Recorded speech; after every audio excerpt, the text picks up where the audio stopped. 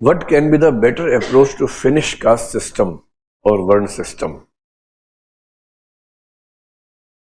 कब से कोशिश चल रही है? सबसे खतरनाक कोशिश करने वालों में करीब 600 साल पहले एक आदमी हुए, कबीरदास। बहुत ताकत लगाई उन्होंने भी, कई लोगों ने लगाई। गुरु नानक ने बहुत ताकत लगाई। फिर महाराष्ट्र में काफी मूवमेंट्स हुए, साउथ इंडिया में बहुत मूवमेंट्स हुए। डॉक्टर अंबेडकर से पहले ज्योतिबा फुले वगैरह ने बहुत कोशिश की। It's not easy to abolish caste system, it's not easy. और इसलिए इंडियन सोशियोलॉजी के एक बड़े अच्छे थिंकर ने कहा, जाति वो है जो जाति नहीं। तो जाति जाति नहीं मतलब भाव ये है कि वो इतना आसान नहीं।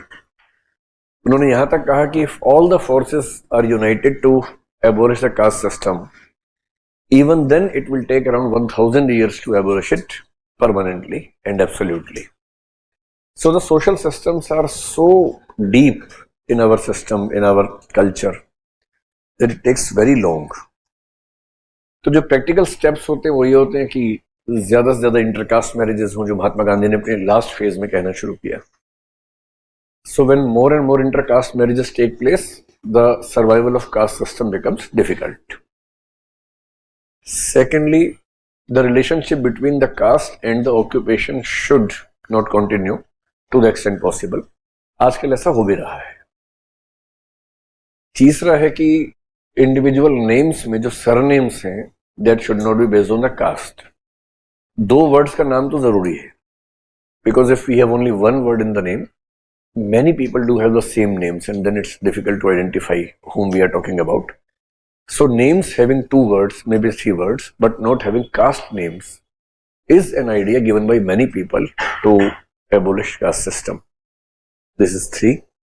Fourth, जो कि हम कर नहीं पाएंगे पर कर देना चाहिए in my opinion, caste based groups in the country should be abolished in any form.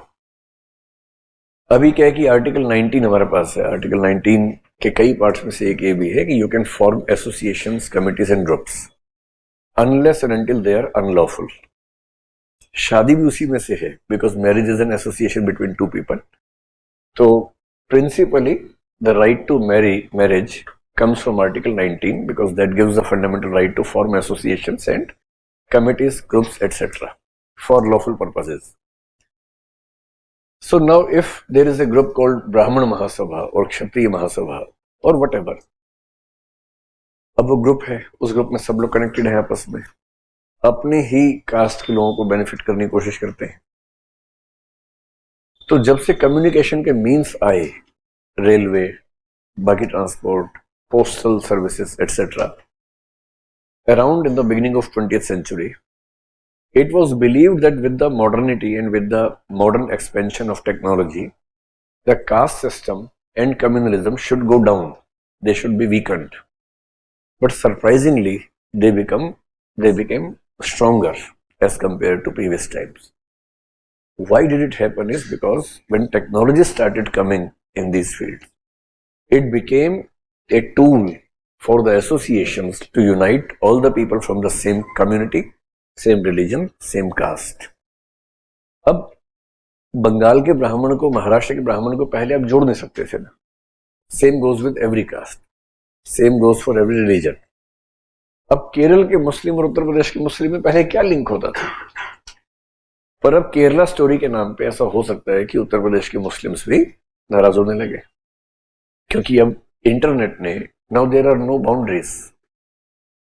People belonging to one community, any religion, any caste are united through internet in such a way that this kind of polarization which never took place in the past is now easy to take place any moment of time. तो ये बहुत आसान नहीं है कि हम associations को abolish कर दें, इट्स नॉट इजी, क्योंकि इसमें दो एस्पेक्ट्स हैं।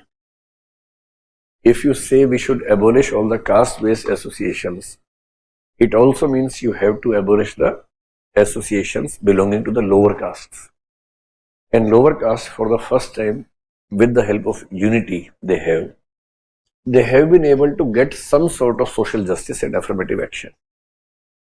And now in the process of social justice when the lower communities, with the help of unification, with the help of social media, are putting themselves in the race of social justice, and then you suddenly say you cannot have a caste-based association. It also goes against the process of social justice. So it's not easy, it's maybe not practical. But something of this sort needs to be done, otherwise it's almost impossible to abolish caste system. एक बहुत interesting बात पता क्या है, Indian sociology में मानते हैं कि the caste is weakening, the casteism is strengthening, and both the things are true. The caste is weakening, और इसका मतलब है कि किसी इंडिविजुअल की कास्ट और उसके ऑक्यूपेशन का लिंक हैज वीकेंड. जैसे आप ही लोग हैं, आप में से मुझे नहीं लगता कि 1% लोग भी अपना ऑक्यूपेशन डिसाइड करने में अपनी कास्ट को फैक्टर मानते हैं, नहीं मानते. Of course, this is about Delhi, this is about higher education, and you people are not the real representatives of the Indian society, that is true. आप लोग तो क्रीम है ना सोसाइटी के, एलिट से, क्योंकि जो एजुकेशन, जो फैसिलिटीज आपको मिली है सबको नहीं मिलती है.